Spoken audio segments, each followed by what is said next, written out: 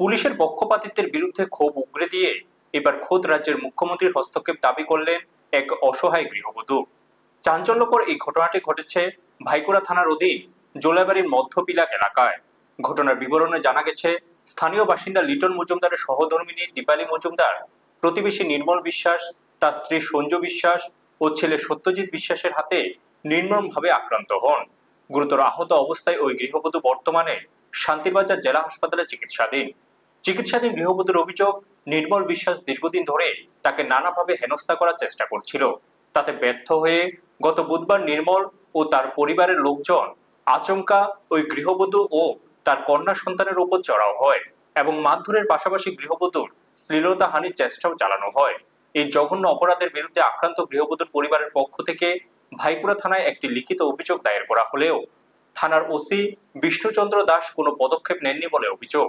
উল্টো মোটা অঙ্কের অর্থর বিনিময়ে পুরো মামলাটিকে ধামাচাপা দিয়ে রফাদফা করার চেষ্টা চালাচ্ছেন ওসি, এমনটাই দাবি করেছেন ওই পরিবার।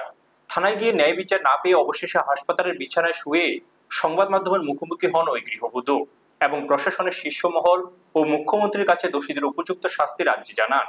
এদিকে এই ঘটনার পর ভাইকুড়া থানার ওসি বিষ্ণুচন্দ্র দাসের ভূমিকা নিয়ে জোলাইবাড়ি এলাকায় তীব্র ক্ষোভের সৃষ্টি হয়েছে।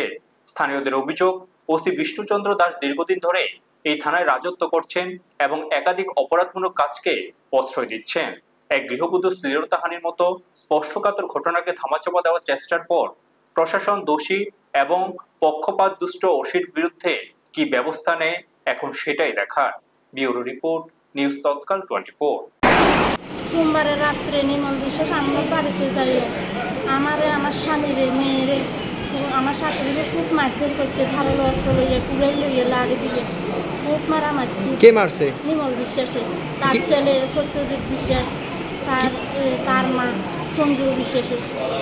কি কারণে মারছে? কি কারণে মারছে জানি না। যাই আমার গ্লাসটা ছিঁড়ে যখন আমি চিৎকার করি, সে কাপড় টাপড় ছিঁড়ে টানে, এবার আমার মারধর করছে।